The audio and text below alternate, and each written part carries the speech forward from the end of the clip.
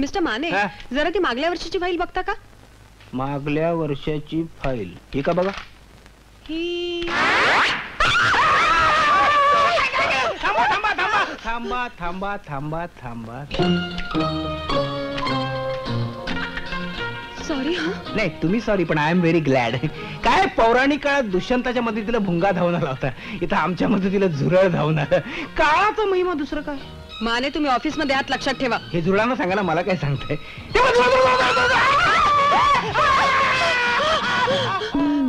काय हे?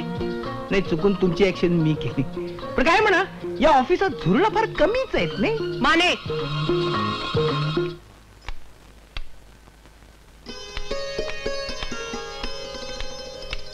पार्वती आहे का घरात? हं? तू कोण? मी तिची बालमैत्रीण. अच्छा अच्छा अच्छा. हे बघ ती खोली आहे ना, तिथे आहे ती. जा.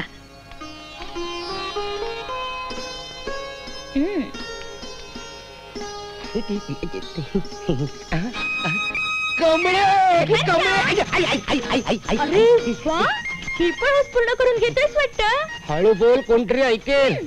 तू अचानक कशी काय आली? आबानेच पाठवले मला पुण्याला. कशाला? माझ्या लग्नासाठी आबानी 2-4 पोरं हेरल्याच पुण्यातली, म्हणून त्यांच्या दोस्ताकडे मला पाठवून दिले. म्हटलं पोरं बघायला आपलं काय जातंय, तेवढीच तुझी आणि माझी भेट तरी होईल. हे बाकी बेस्ट झालं.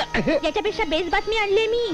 कुठली कुठली? तुझं लोकनाट्य गेलं. चुलीत नाही रे, दादू मादू तमाशा मंडळात. त्यांना ते बेफाट आवडलं. मी सगळं बोलले त्यांच्याशी, व्यवहार सुद्धा ठरवलाय. पुढच्याच महिन्यात स्टेजवर येते. आता बोल. कमळे कमळे, हा दिवस उगेल असं वाटलं नव्हतं बघ, तुझ्यामुळे उगवला. मला माझी वाट सापडली. आता बघ, ह्यो परशा तमाशात काय काय चमत्कार करून दाखवत होते. आता तरी खुश आहेस ना माझ्या राजा? खुश? अगं माझ्या कमळे, तुला कुठं ठेवू आणि कुठं नको असं झालंय बघ. आधी मला जमिनीवर ठेव. अवघडलेल्या बाईनं असं झोसलू नये. अरे हो, विसरलोच की. धनी लवकर या आणि येताना उकडलेल्या शेंगा घेऊन या. हो नक्की. धनंजय, धनंजय. काय बे, एवढं घाबरलेलं काय? होय रे बाबा, तो बळी रे, चांडाळ मेला. आज तुझी सगळी हाडं खिळखिळी करतो असा दम देऊन गेलाय. दुसरं काय रे, मवाली आहे, 4 गुंड बरोबर घेऊन यायचा. हे बघा, तुम्ही निश्चिंत राहा, काही काळजी करू नका. अरे बाबा, तुम्ही कामावर गेले हे बघूनच तो येणार रे. घरात फक्त मी, त्या 2 पोरी आणि ही अशी. मला फार भीती वाटते रे. तुम्हाला थांबता नाही का येणार? थांबू ना. काय हा शंतनू आज लायब्ररी ऐवजी घरातच अभ्यास करेल. बरं. आणि हा सुधीर सुद्धा. सुधीर कोण? सुधीर म्हणालो मी सुधीर म्हणालो. सुधा सुधा सुधा सुद्धा आहे, जरा धीर धरा असं मला म्हणायचं होतं. पण ते सुधा आणि धीर एकत्र झालं आणि तुम्हाला सुधीर असं ऐकू आलं. मी काय म्हणते त्यांनी, तुम्ही स्टोअर मध्ये चिठ्ठी का नाही पाठवत आजारी असल्याची? पाठवतो पाठवतो. ही सुद्धा ऑफिस मध्ये चिठ्ठी घेऊन जाईल. तुम्ही निश्चिंत राहा, काही काळजी करू नका. येस, मी धनंजय मानेचा मित्र, ही चिठ्ठी द्यायला आलोय. बसा ना. हो. आजारी आहेत म्हणजे नेमकं होतंय काय त्यांना? ते नक्की निदान झालं नाही अजून. पण काहीतरी असेलच की. खोकला, ताप. ताप ताप ताप तर आहेच. फार आहे का? नाही फार नाही, 4 डिग्री आहे. फार जास्त आहे हा ताप. पण खोकला पण आहे ना. खोकला पण आहे, थांबतच नाही. काय सांगता काय? हो, आम्हाला वाटतं ते काय ते घोवर असलं पाहिजे, शिवाय श्वास लागतो, डोकं दुखतं, पोटी दुखतं. म्हणजे थोडक्यात कठीण परिस्थिती आहे. काहीतरी भलतच झालं हो. पण असे अचानक सिरियस कसं झालं ते? सिरियस कुठं? जजा सिरियस नाही काही, डॉक्टरने सांगितलं. माणसांचाच डॉक्टर आहे ना तो? अर्थात. पण तुम्ही काय काळजी करू नका हो, उद्यापर्यंत आम्ही सगळं बरोबर करू. तुम्ही? म्हणजे असं डॉक्टर म्हणाले. मला फार काळजी वाटते हो. मला इथे चैनच पडणार नाही. मी येऊ का तुमच्या बरोबर?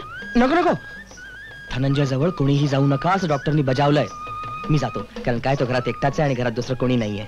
नमस्ते.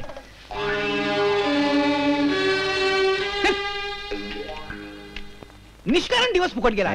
तो लीलाबाईचा पुतळा आलाच नाही. माझी पण रजा फुकट गेली. अरे मी तर वाटच बघत होतो त्या बळीची. त्याचं थोबाड फोडायचं ठरवलं होतं मी. पण हा परशा बाहेर काय करतोय?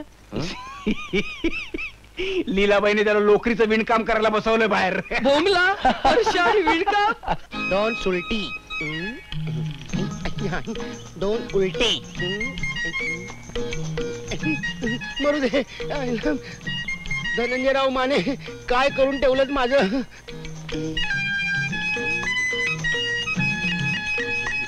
लीलाबाई काळभोरांचा बंगला हाच ना? हो हाच. आपल्याला त्याला भेटायचंय का? नाही, धनंजय माने इथेच राहतात ना? हो इथेच राहतात. ते आजारी असल्याचं कळलं. हो. आपण आम्ही दोघं स्टोअर्स मध्ये एकत्र काम करतो. अच्छा अच्छा, चला मी तुम्हाला त्यांची खोली तुम्ही दाखवते. कशाला त्रास घेता? हा? मला खोली दाखवा, मी जाईन. अशा अवघडलेल्या अवस्थेत तुम्ही कशाला? पहिलीच वेळ आहे ना हा? तुम्ही इथे यायची हो. हा. चला दाखवते. सावकाश हा. या ना, या या. आमच्या घरात येणाऱ्या पाहुण्यांचं स्वागत मी नाही करायचं तर कुणी करायचं? या. आमच्या घरात म्हणजे? अहो तुम्ही माझ्या ह्याना भेटायला आलात ना? मी नाही समजले. अहो असं काय करताय? हे माझे मिस्टर, मी मिसेस धनंजय माने. काय?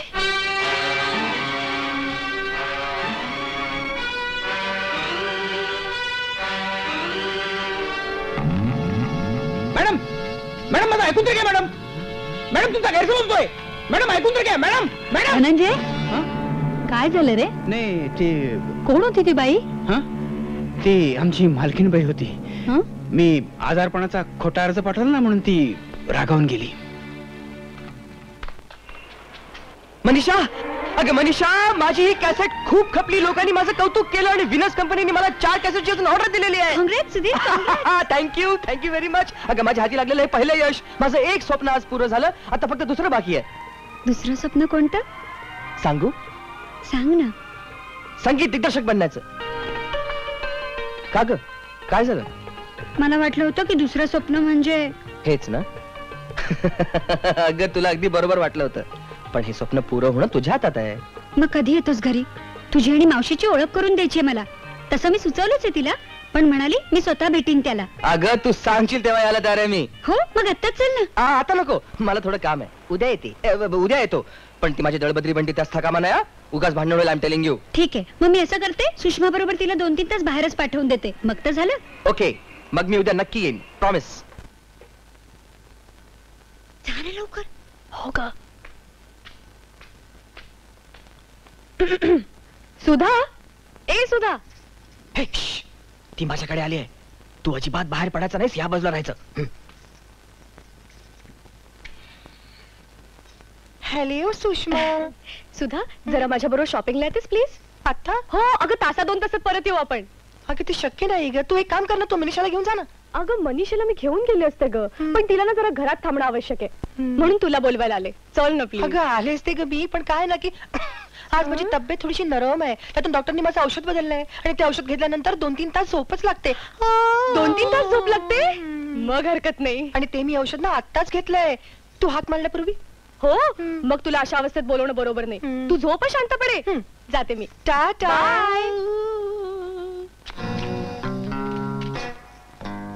अरे काय चाललंय काय तुझं? काही नाही. सुधीर मनीषाच्या मावशीला भेटायला तिच्या घरी जाणार आहे आणि सुधा इथे 2 तास झोपणार आहे. अरे ते कसं शक्य आहे? सांगतो. हे असं तू हे डोक्यावर घेऊन, अंगावर पांघरून घेऊन इथे झोपायचं सुद्धा म्हणून. मी? अरे पण मला काय शिक्षा? जरा तासभर घालून बघ ना वीक कसं वाटतं ते. मी आणि परशा दिवसभर घालून हिंडतो इथे. अरे पण मी इकडे झोपायचं म्हणजे हे बघ काय आहे की त्या मुलींपैकी जर कोणी इथे आलं तर त्यांना असं वाटायला पाहिजे की सुद्धा इथे झोपली आहे. अरे पण मी काय? तुला तर माहितीच आहे, युद्धात आणि प्रेमात सर्व काही माफ असतं. अरे बापरे, आणि ती समजामध्ये जागी झाली तर? नाही व्हायची ग. नाही तर मी असं करते, मी तिच्या रूम मध्ये जाऊन बसते. जर ती अचानक जागी झाली तर मी तिला तिथेच बोलण्यात गुंतवून ठेवीन. मग तर झालं. चालेल, पण सुधीर इथे असेपर्यंत तिला बाहेर येऊ देऊ नकोस. नाही ग.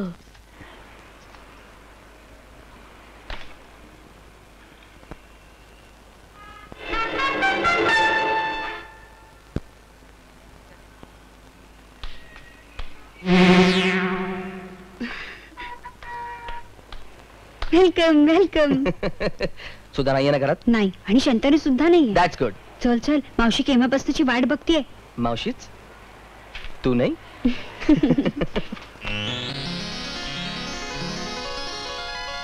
सुधा, तू झोप. हा,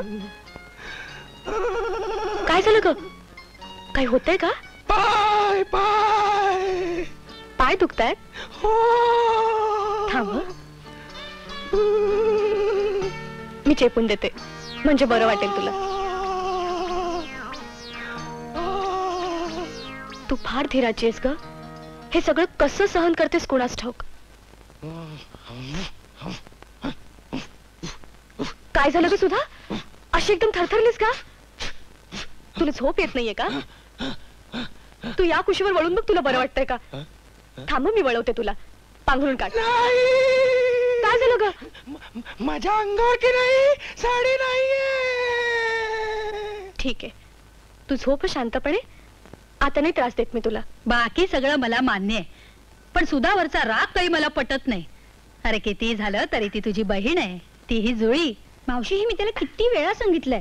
मी उद्याच मनीषाच्या आई वडिलांना पत्र लिहून सगळं कळवते. हिची आई काय माझ्या शब्दाबाहेर जायची ते. पण सुधीर, तू मात्र सुधाशी पटवून घे. हा, थांब, मी सुधालाच बोलावते. सुधा, मावशी ती बाहेर गेली. बाहेर गेली? हो, आपण नंतर कधीतरी यांची भेट करून देऊया ना, नाही तरी? हो हो मावशी, आता मी निघतो, मला थोडं उशीर होतोय. बरं. नमस्कार करतो. हो, मी जरा ह्याला सोडून येते. बरं बरं.